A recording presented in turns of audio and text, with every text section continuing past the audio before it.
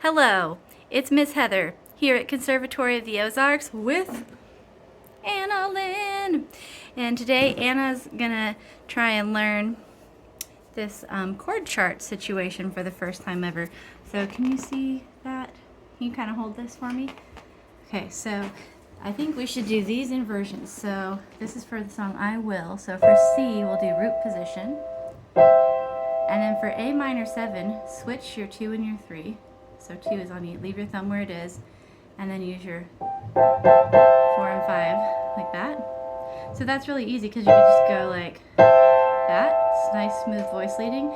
And then for D minor 7, leave your pinky, lift up your 4th finger, put down your 3rd finger, and then you'll have the D here. So again, C, A minor 7, D minor.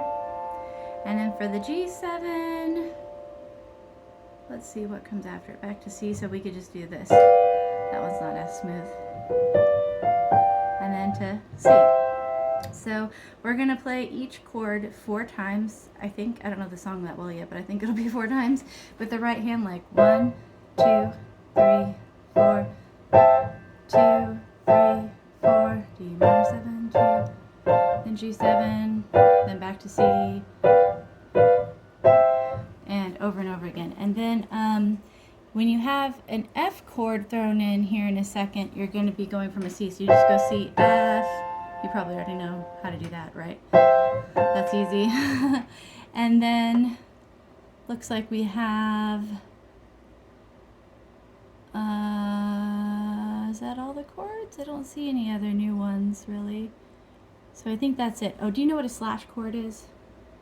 I think so. Down here. So where it says G over B for piano, that means we play the thing on the left side of the slash with the right hand and the thing on the right side of the slash with the left hand. So we would play B with the left hand. Oh, your finger is blocking the camera a little bit. So B with the left hand, and then over here, you might have to hold it up a little higher to get the whole. And then right hand will play G. But play an octave, it's just hard for me to do that from here. So that's what a slash chord is. That way when you get to here, you go, and I guess the Beatles kind of did this a lot. I'll hold it up a little higher so we can see both hands. Over to the right a little bit.